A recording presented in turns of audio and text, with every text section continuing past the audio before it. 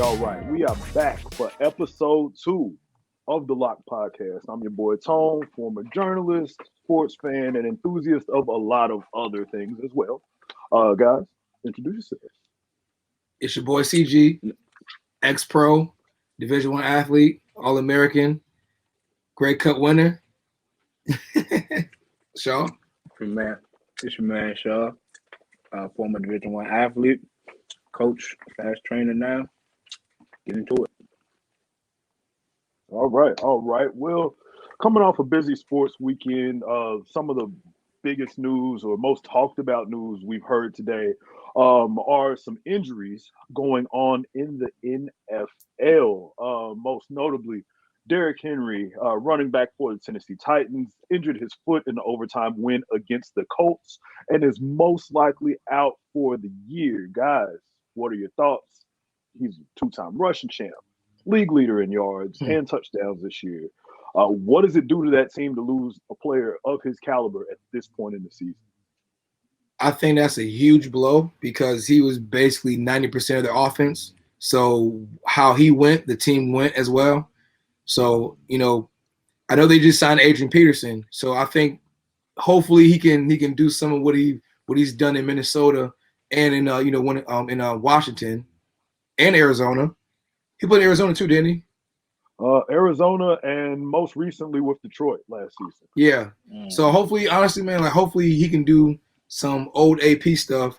Because if he can, then I think they'll be all right. But I mean, losing the Russian champ, that is a big blow. But again, if AP can go old AP, they'll be all right.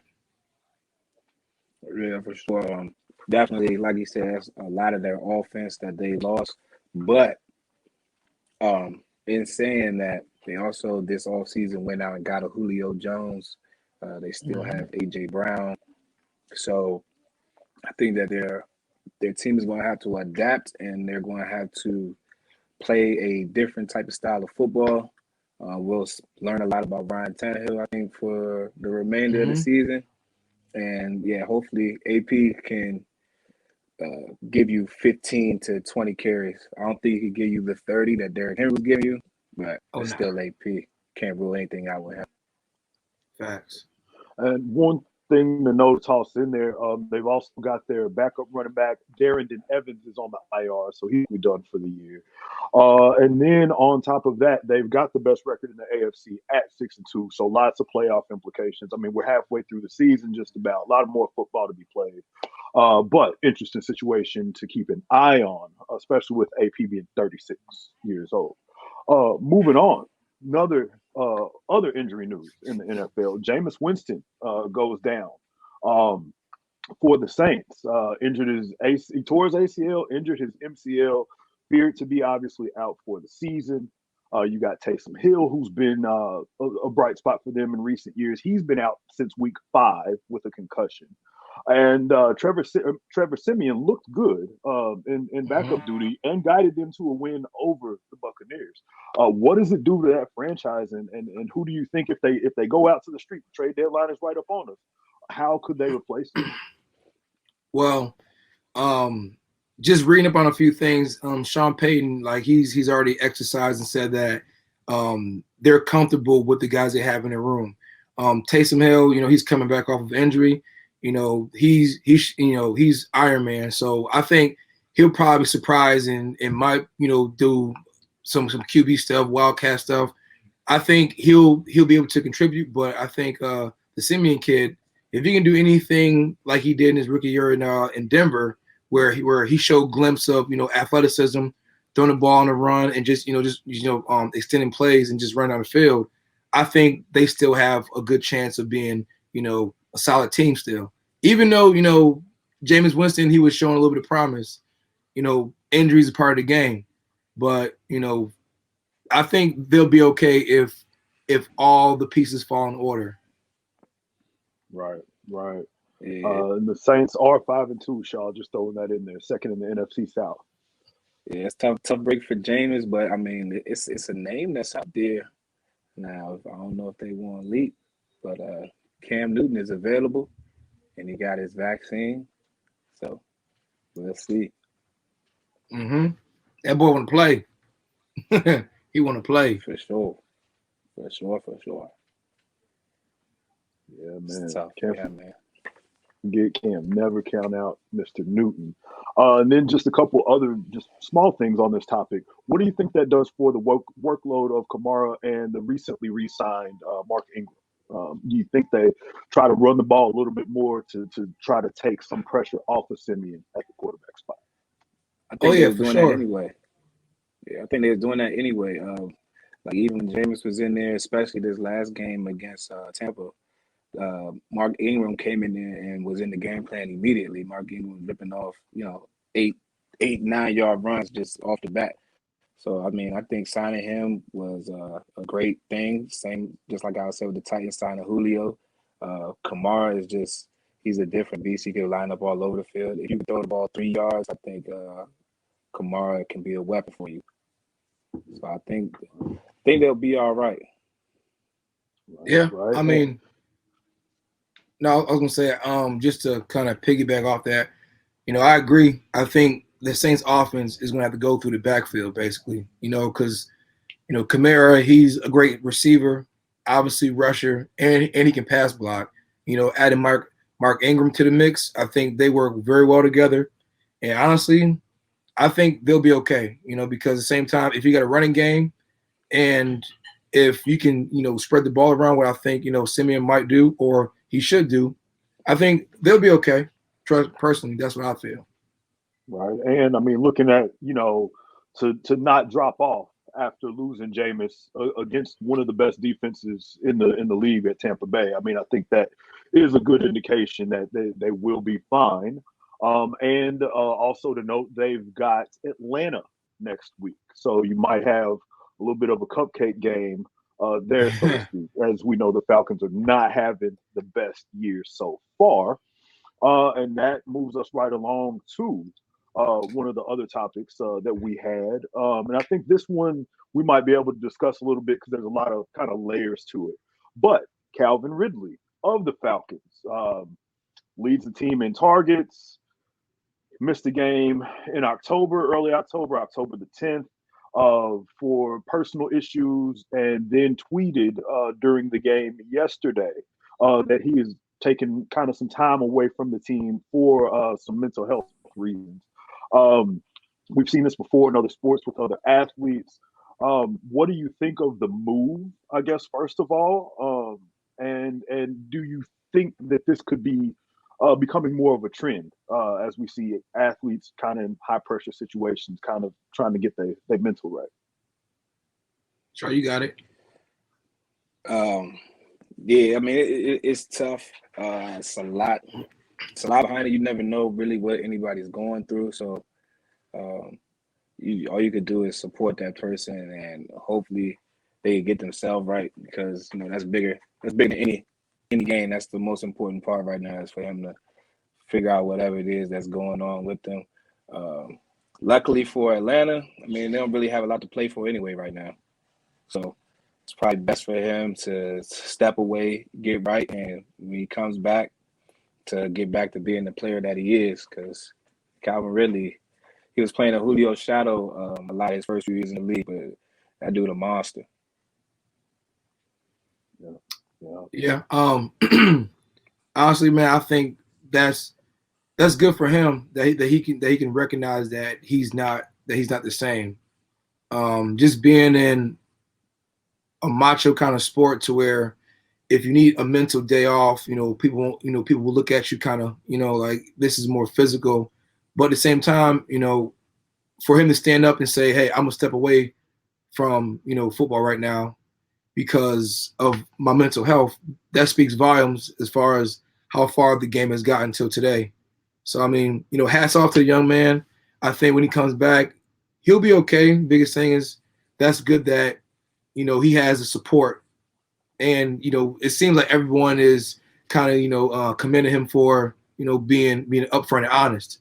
So I mean, he had a lot on his shoulders already. So maybe I think the season, how it's going and how much pressure was put on him, that probably had a lot to do with it also. So, I wish him, nothing but great prosperity and good health.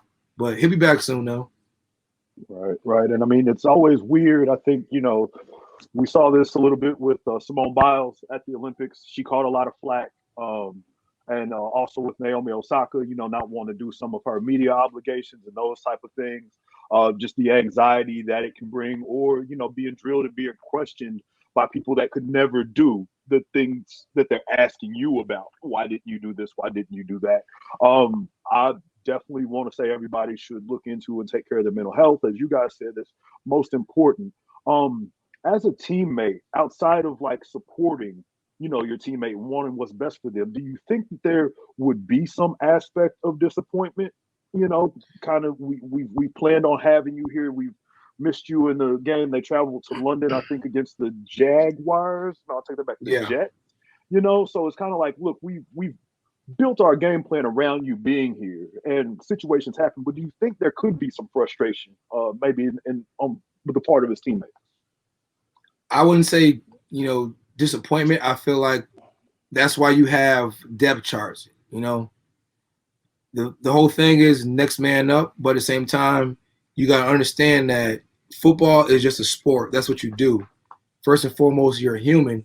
So if anybody would probably look at him crazy, then just from my personal experience, then to me that shows that you don't care about the man. You want more so of what the person can do.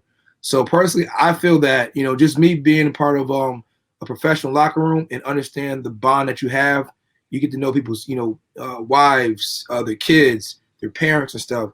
So at the end of the day, it's bigger than a sport. Of course, you would love to have that person, but at the same time, you understand when your brother or your friend is going through something, and it's better for them to take a step back. So at the end of the day, like I said, it's a sport where it's the next man up. So if you get your opportunity, like you gotta be willing and ready to step up. So as Ridley's out, some of these younger guys will have to make a name for themselves.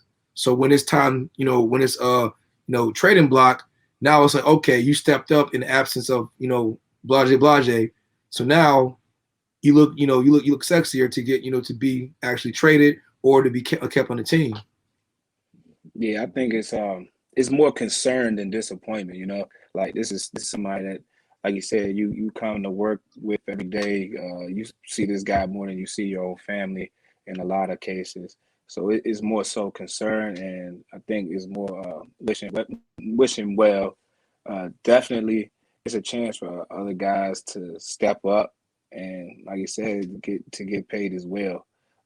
But I know from a player's aspect, I doubt that it's any resentment or anything like that. I can't really speak for ownership and all that stuff, but players' perspective is more so concerned than disappointed. You know, coaches as a coach myself, like guys get hurt or guys go through stuff.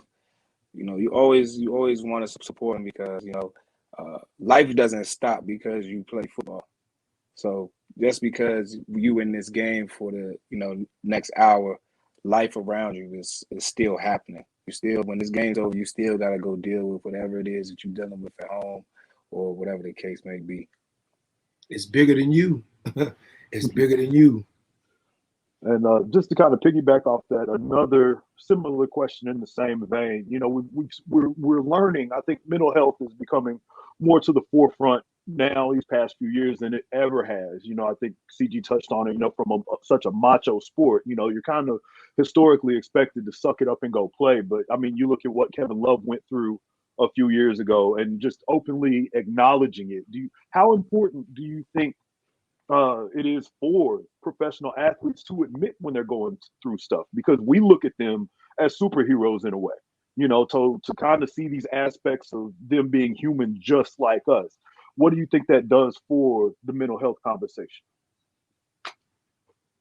Honestly, man, it's huge. Yeah, go ahead, Sean. My bad. Go ahead. Yeah, I mean, it's huge because especially as black people, that's not really something that's talked about a lot. Like you black households, a lot of the times it's looked at as being as weak or soft. Like we can't afford to really show that transparency and show that we feel in the type of way. So I think these guys coming out and speaking on it has made it more acceptable. You know, it's more the normalcy to let somebody know when you're going through something. And I mean, long term, I mean, that could save lives because, like I said, you never know what anybody's going through. I don't care how much money you got, how good you think their life is. Yeah, I agree with him. I ain't gonna. And just one last thing on this topic, anyway. When we heard Simone Biles talk about it at the Olympics, she said it was called the twisties. It's something that gymnasts can go through where they can't properly orient themselves or know where their body is while they're in the air. And it makes it dangerous when you are flipping and going between the uneven bars and that sort of thing. As football players yourselves, what are some of the dangers if you're not mentally all there the way you should be, if you're not locked in properly and you're trying to play and you're trying to help your team? Well, coming from playing running back, kick returner, and even playing receiver, it's so much, especially playing on offense. If one person messes up, the whole play has a high percent chance of failing. So it's almost like you just have to be on point with everything, and things change pre-snap, and then on top of that, you got to know how to adjust. So it's a lot of thinking, and you gotta think right, because at the same time, even though you practice certain situations or you practice certain stuff, like you gotta be able to, do it in the actual game, and just to be able to think on the fly, or just being able to kind of like think and make decisions at a rapid pace, like that takes a lot. But the thing I think personally, um, people don't realize that professional athletes, collegiate athletes, or even high school athletes, it's a lot that's like that will hurt them. The brain is such a sensitive part of your body, and you got to be able to think, take hits, and be okay all in the same in the same breath.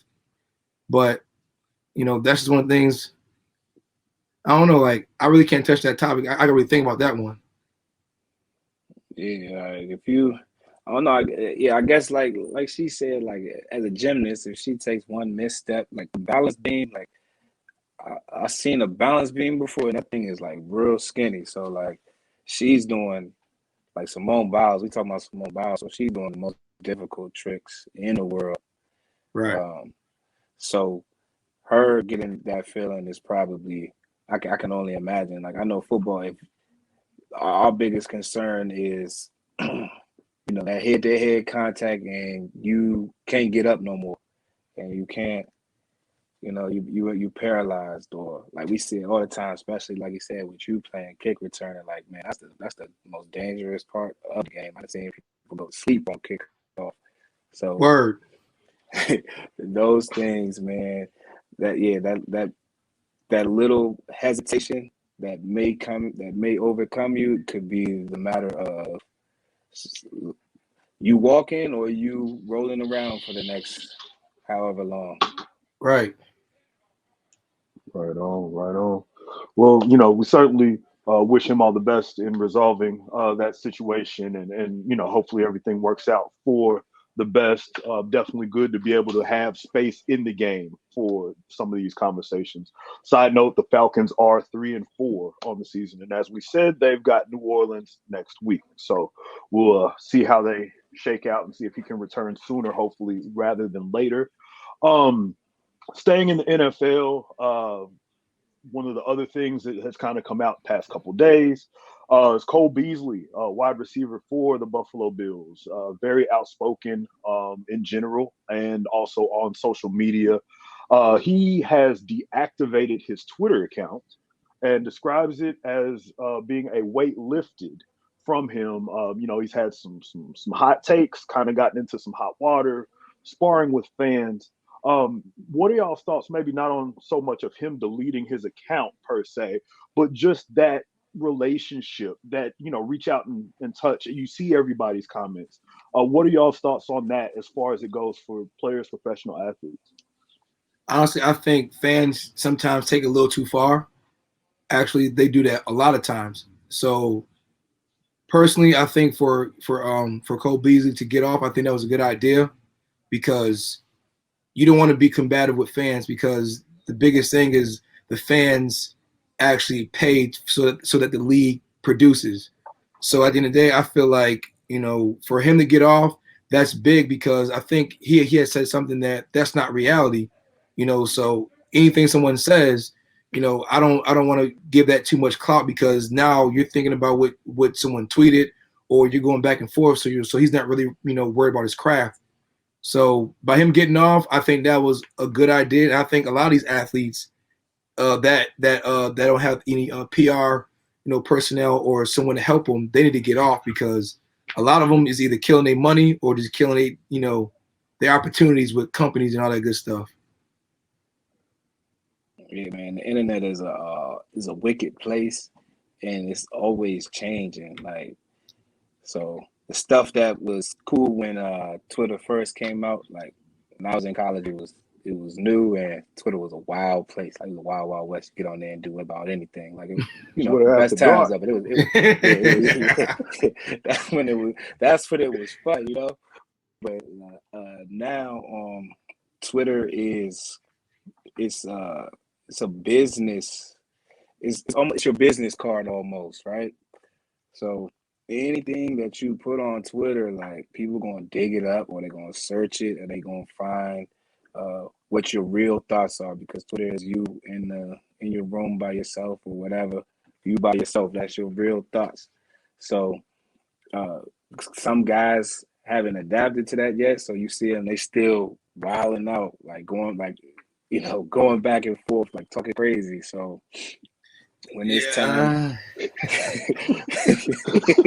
when it's time for that endorsement deal, they like, whoa, hold up, you're a little wild. So like you Right. said, like sometimes it's best to just get off, man, because you don't know who you arguing with. Half them people on Twitter, man, got an egg as their profile picture or a dog or something. It's like, man, why am I even talking to you?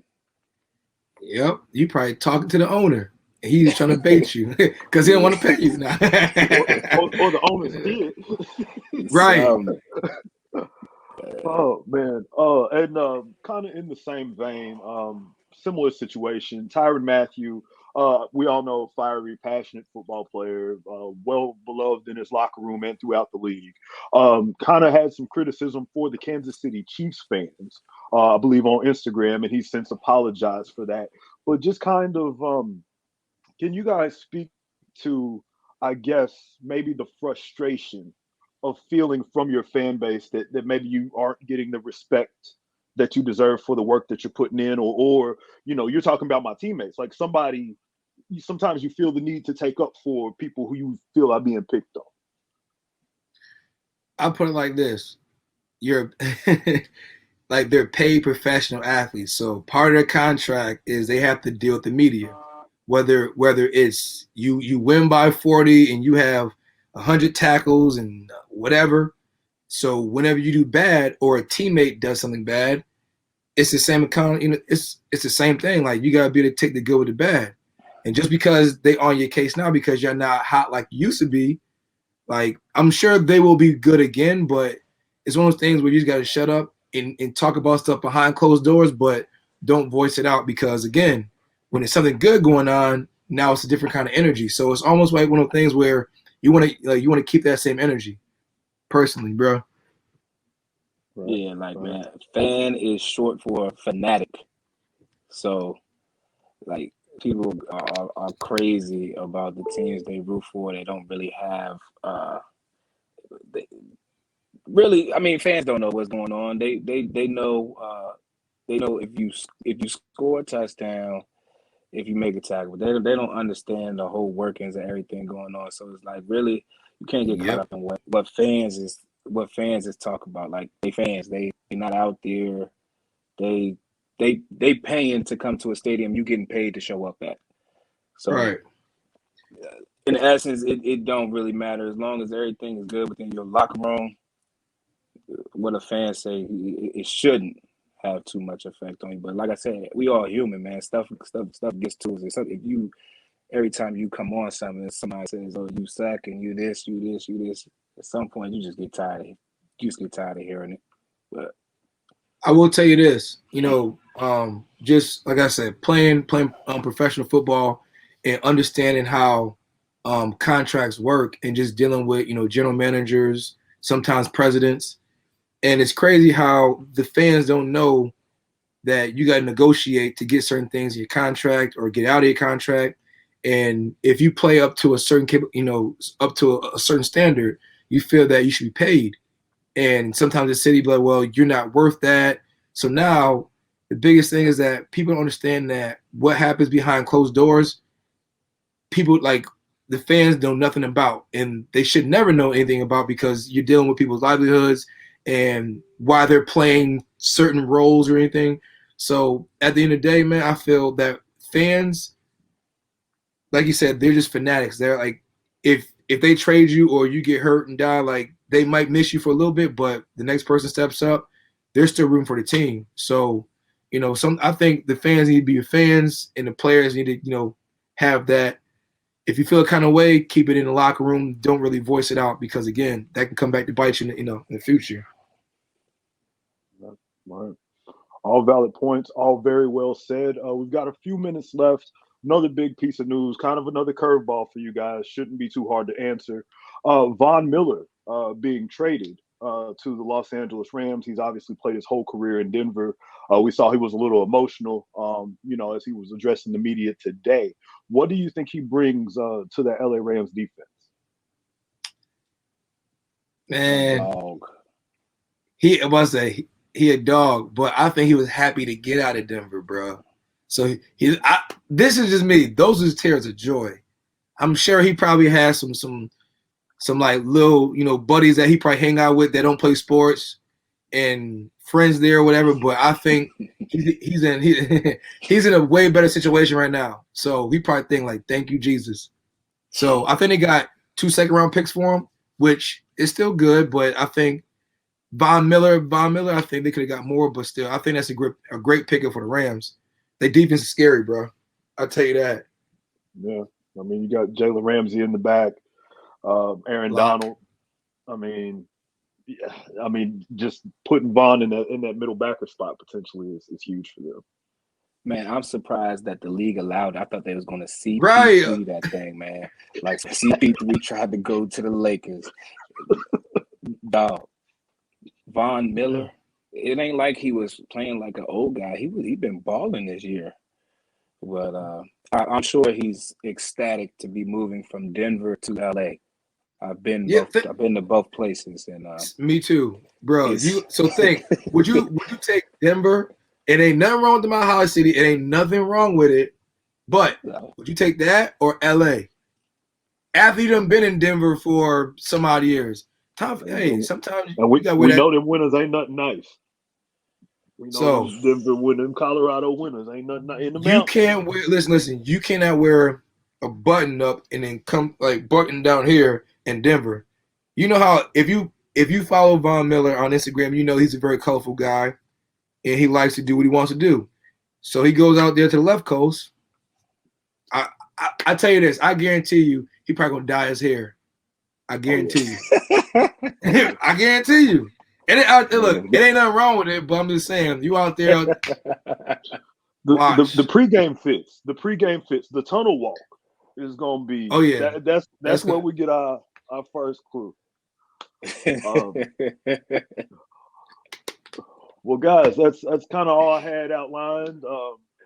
Episode 2 of the Loc'd podcast. Is there anything we left out, forgot to talk about, or that y'all otherwise want to say that we have not discussed? I just want to say, make sure, just tune in, because we're gonna keep the thing rolling. If we miss something, you can write in the comment box wherever this is shared: Facebook, Twitter, Instagram, YouTube. Write in what you want to hear, and we'll talk about it. But for the most part, we appreciate you, and keep rocking with us. All right. For the Loc'd podcast, I'm your boy Tone. CG. Good man, Shaw. All right, we out of here. We catch you on the next one. Holla at y'all.